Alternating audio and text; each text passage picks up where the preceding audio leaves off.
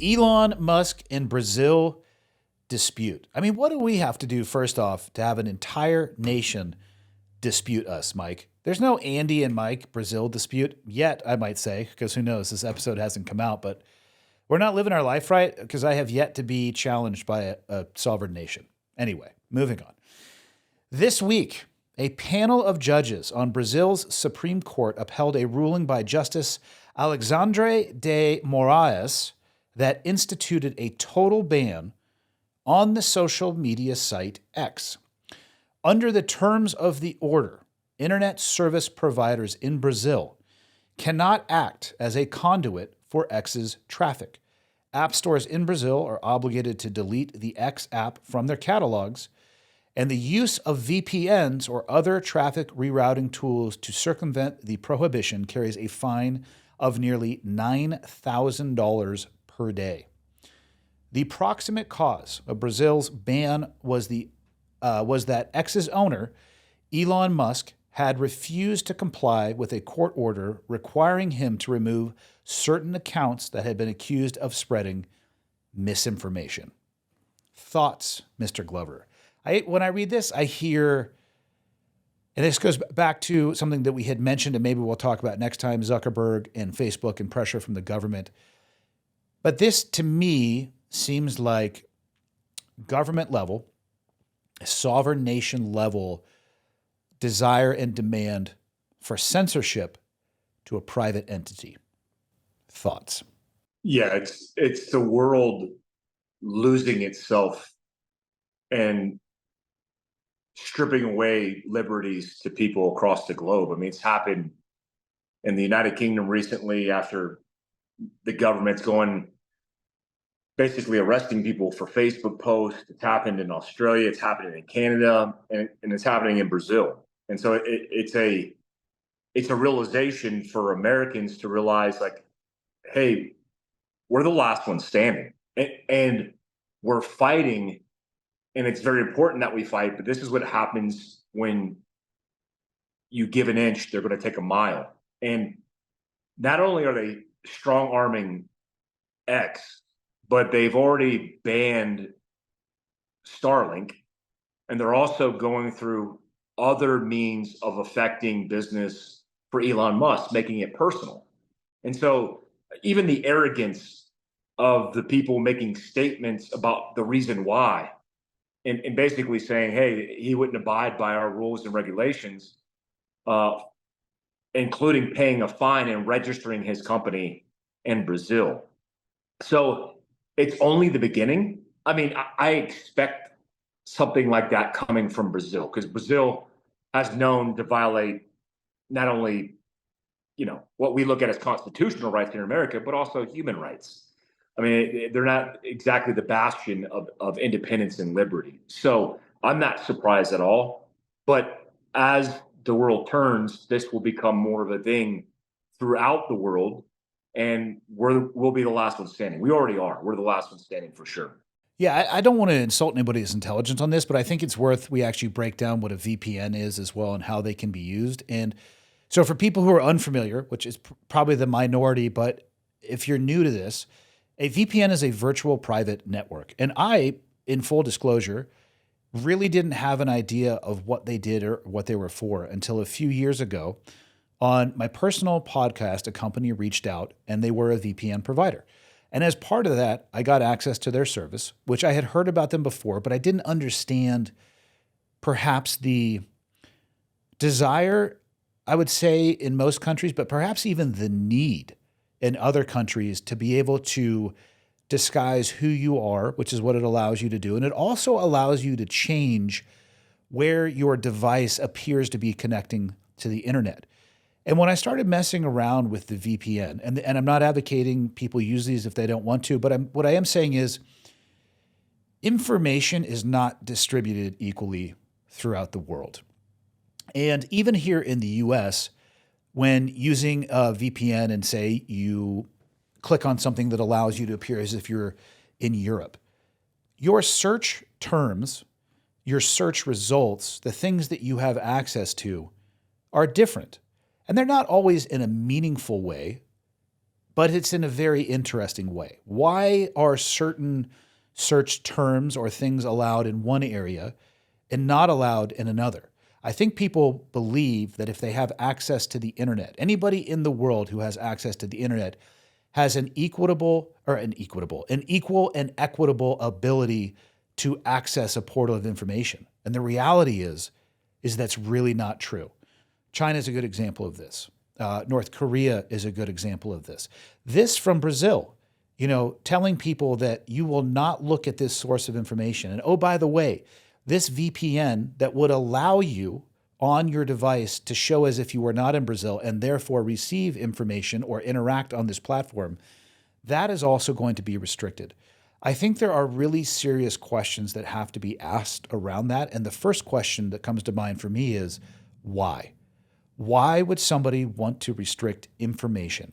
And I can't think, at least in my own limited knowledge of history or even my own life, an example of when somebody wanted to censor information that was for a purpose that could be considered, in my words, good or true or altruistic. Yeah, I was doing research recently on Maduro, the president of Venezuela, and all the drama that's going on there, including, which would be a good topic for focal point, the failed coup attempt that happened in 2020, where 3 Green Berets were involved.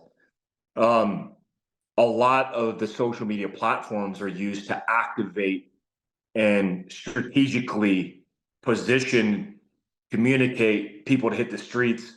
Basically, it was an integral part to the communication of that coup attempt. I mean, there's several examples of that. It was a failed attempt, but when you look at a country like Brazil, I imagine that's where part of the fear is coming from, as well as the fact that, they have probably this ego that anybody who's part of their ecosystem that's having access to their people should play the game. They should pay to play. And if you're not doing that, then you're just shut down and outcasted. They obviously don't see the threat to their ability for their citizens to tell truths, to speak their mind, but I don't think they care. So I think personally, they're likely shutting that platform down because they're afraid of the ramifications, including potential democratic beliefs and liberty and freedoms of its own citizens to rally and respond against its own government because they're being corrupt. I mean, this is an example of corruption, but I'm not surprised when France arrests the founder of Telegram because they think that his platform was utilized in some kind of wrongdoing, which you could say for Instagram, Facebook, and really any platform that exists in social media. I'm not surprised that this is the new world order of things, to blame tech companies, to shut them down, and to censor its own people in fear of retaliation. Because, I mean, they should be scared. I mean, the people are the balance of those powers. And if you control the people because you don't give them a voice or a platform to speak on, then you're in complete control. And that's the fear. If I was in Brazil, I'd be very scared of what the future looks like. Because it looks like Iran or North Korea if you're not careful. Officials are warning of a widespread cybersecurity attack. Frustrations and delays have continued as countless are still without power. Market volatility is at its highest since the pandemic. There are a number of reports across the state. An unidentified crashing news. There is no doubt our grid is at risk. The shark is entering cyberspace.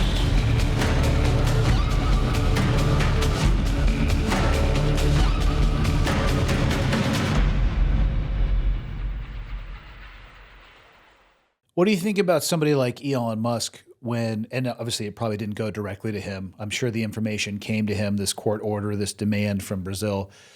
What do you make of somebody in that position? He's a public figure, obviously an owner of many recognizable entities and organizations here in the United States. Him getting that demand and court order from Brazil and basically telling them to pack sand. What are your thoughts on that? That's the right answer, man. I mean, I hear it all the time in conversations from people that we respect and people that are in our peer group. Like Elon Musk, because he has the pocketbook, the purse to be able to save things like the First Amendment essentially by buying X. That's very significant. And a person in his position and status telling them to basically pound sand, I appreciate that because there's not enough people doing that. And where most of the people are placating and playing nice to the detriment of freedoms and liberties. It's happening in our own country. And so I know he doesn't need the money, and he's going to stand with the Brazilian people over its corrupt government, and that's the right answer. I think that's what you do when you're standing for people and not standing for profits. I mean, I'm sure the profit from Brazil and its tens of millions of people on the platform would help, but it's more of a ethic or principle than it is anything else for him, seemingly. Yeah, Mike, as you're saying that, I'm thinking of, and again, not to hop topics, but recently in the news was Zuckerberg, I'm going to say finally being honest about the pressure he got from the US government. And not to get into that topic, but I think it's fair to say that there was an extreme amount of very direct and very specific requests from the government. What do you think would have happened if he had told them to pack sand during that era? Would they just be pissed at him?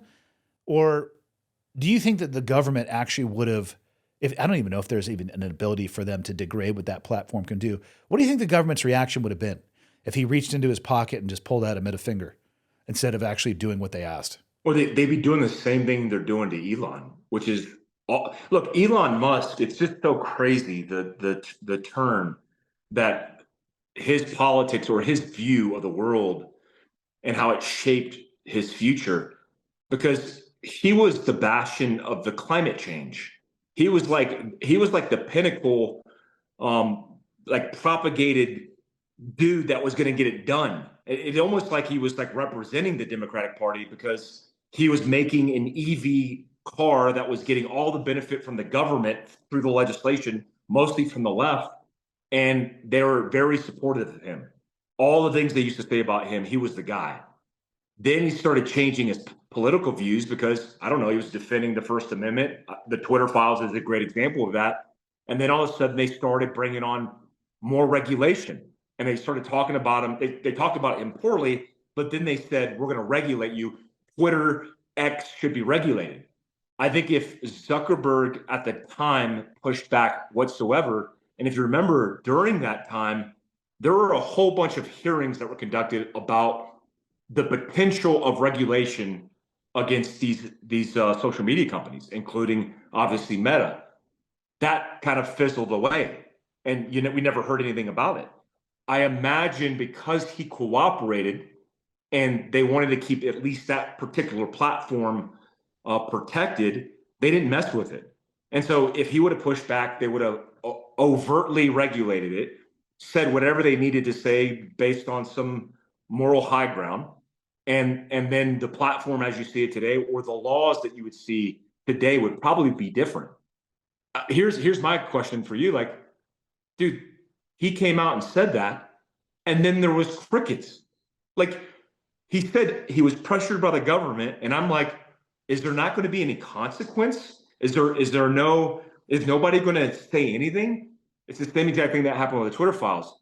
What do you think the future of regulation for social media platforms is going to be, period, when it comes to government collusion or government interference?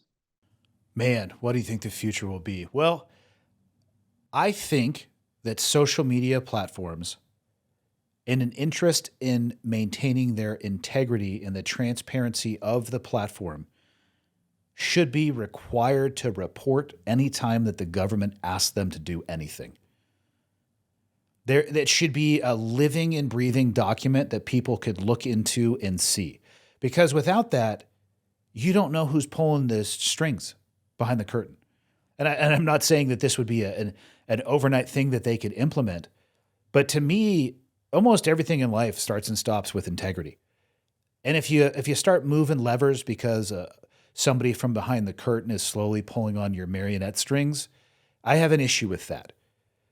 If you're clear and honest with me, like, listen, this is the platform that you are using for free, But we're going to tell you right now, from time to time, this is what we get asked to do. This is the information that we get asked to throttle or suppress or remove. And you can look at that in real time. At least then I have a choice to opt in or opt out. Because if I don't have that level of transparency, at the end of the day, I'm the commodity at the end of that. Yeah, I agree, man. Like, that's why I think X and Elon Musk is the target for all these things, because he's the biggest threat to government corruption, and he's the biggest ally for the First Amendment. And so it's an interesting topic. I think Brazil is obviously in the wrong, and I think we'll continue to see things like France, like Brazil, like the United Kingdom, like Canada show its true colors over time, and we just need to stay in the fight for protecting our civil liberties and the constitutional rights that we have. Agreed.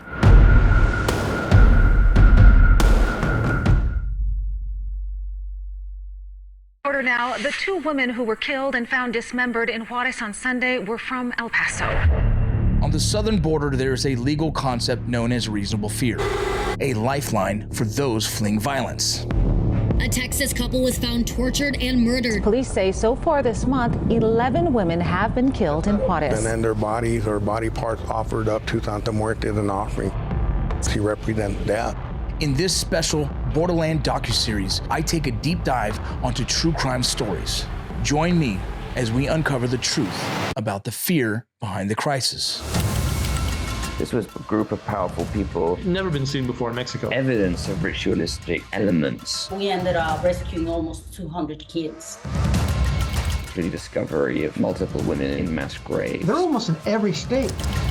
When you put it together, you have an economic extortion map. But even more violent.